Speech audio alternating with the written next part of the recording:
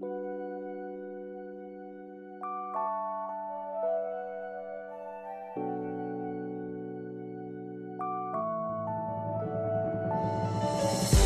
idea of creating these snakes came to me when I first found these bones lying in my garden. Initially I spent a day to a day and a half sorting through the grass to collect as many as I could, but once I had them I didn't touch them until later this year when I had the chance to create them for my art projects this term. In total I found approximately 170 vertebrae or spinal bones, 96 rib bones, 4 pairs of jaw bones, a skull and various other miscellaneous parts. To start off this project I soaked the bones in water for a few days to remove the bulk of the dirt and dust from them. I then sorted these bones into 4 different groups: vertebrae, rib bones, skull bones and jaw bones. I soaked the first 3 groups in a 3% solution of hydrogen peroxide, either overnight or for around 6 hours, which got rid of any bacteria and the majority of the leftover dirt. However, I left the jaw bones alone because I feared that it would cause any small ligaments holding the teeth in place to fall out, meaning that the jaw bones would be without teeth. I then dried these in the sun for approximately 3 hours so that they wouldn't become stuck together when I finally got to work on the reconstruction. The task of putting this back together was definitely not easy. First I had to sort out the order of the bones. This included ordering the vertebrae from largest to smallest and pairing the rib bones according to similar size, and then order those from largest to smallest as well. I also made sure that the jaw bones were paired according to their similar types. I then sorted out the various other bones and put the broken vertebrae into a separate container so that they didn't get mixed up with the bones that I definitely needed to use. I could also come back and use parts of these later on the reconstruction of certain areas of the snake, such as the skull, if I did not have all the bones needed for what I wanted to create. Once this process was done, I was able to take every second bone, or every second pair, from the sorted bones to ensure that I had an even number of bones per snake, and so that they would be in correct order for reconstruction. Due to how jumbled up the bones were when I found them, this was of course not accurate to how long the snake would probably be when it was still alive. However, this gave a good approximation for my way of reconstructing and posing them. It would have been impossible otherwise to tell which bones belonged to which snake just by looking at them alone. For the process of reconstruction, I first made a wire framework or a wire skeleton that I would lay down as the base to build the shapes, curves and features of the actual snake bone of. This was good for having a set desired pose and being able to follow it. As you can see from this part of the video, it became very useful later when the assembled bones got too long to handle and I was able to pin it to the wire for extra support and make the construction more accurate. I tried using pegs first, but they were far too large and in the way, and instead I ended up using paper clips, which I untwisted and then wrapped around the wire and the bone to tie them together. While making these snakes, I went through 3 tubes of super glue from 2 different brands. If I was to redo this again, I would use the second brand I used before even trying the first brand again. The second brand dried quicker and was stronger and much easier to work with, which was far more useful when I was trying to assemble the snakes quickly and not have to go back and re-glue parts or hold parts for long periods of time to ensure they set properly. The first snake required 1 tube of glue and the second snake required 2. As I got further down the snake, I then started to piece together the skull, which you see here. In total this took 7 bones to put back together and ended up being no larger than my thumbnail. 4 of the bones were jaws, 2 were the skull which had broken in half, and 1 was the lower chin bone which would have helped make up the bottom jaw.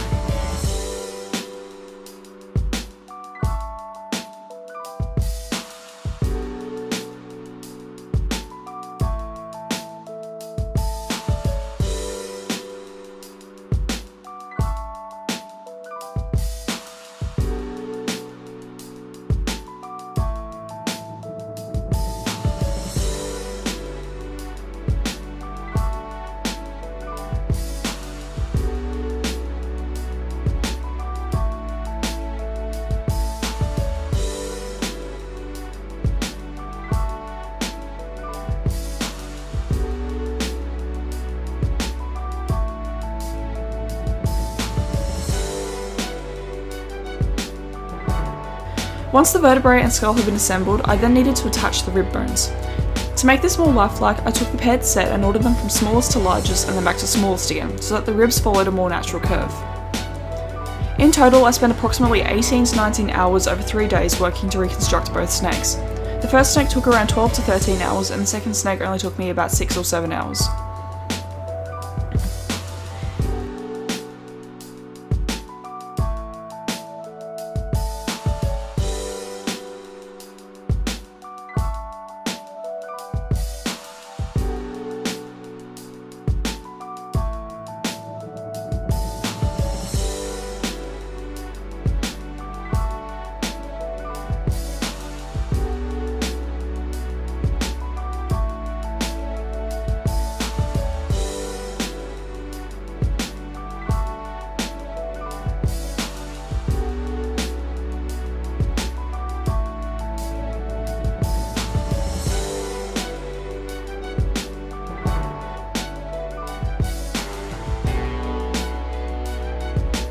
Here I have gotten started on the second snake.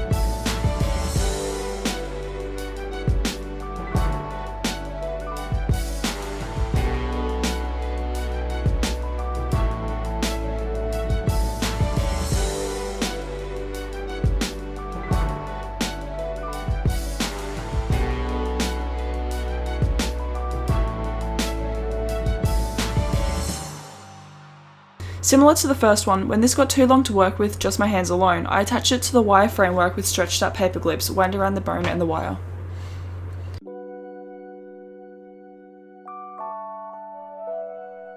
What I found with this snake was that seeing as I didn't have the second skull, I had to try and recreate some kind of head to hold the other two sets of jaws and to make it resemble the sort of piece that I was going for.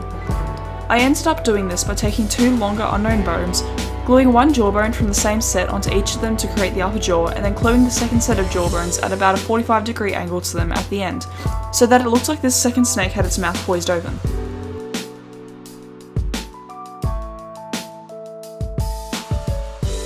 I then attached an unknown bone, which I assume was part of the other skull, to the back of this, allowing it to sit firmly in the curve of the vertebrae at the top of the snake.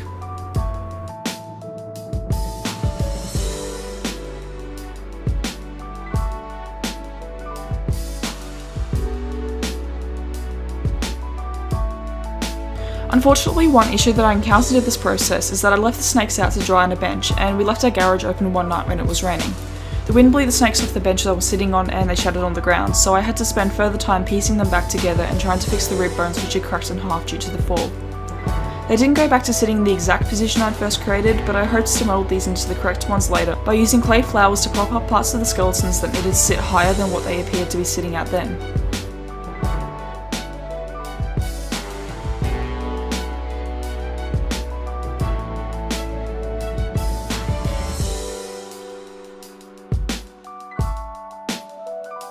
Now that this reconstruction process was complete, I got a circular piece of wood laser cut from the workshops at school.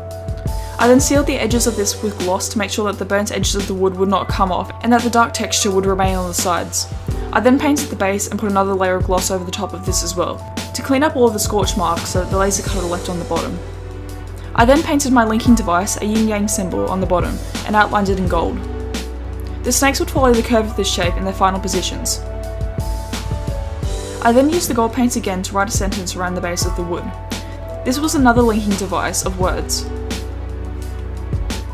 After this, I then started to create clay flowers from Sculpty, which would again act as a third linking device, as well as help the snakes stay in their desired positions. These were baked and painted after I was happy with their shapes. I then created a cracked snake egg from the remaining Sculpty, baked it and painted it. This egg would sit between the curved forms of the two reconstructions, reinforcing the theme of this piece, which was transformation via new life or rebirth. The skeletons of the old parents who had given life to their offspring, and the young snake hatching from the egg. All of this was superglued to the base with the snakes in the final process. A glass vase/top was then put over everything and onto the base to keep the snakes protected and out of the way of any harm that might come to them if the top was open. I held this vase in place by hammering in 4 nails, in a quadrant sort of shape, so that the glass would slide in between it and keep it firmly in place.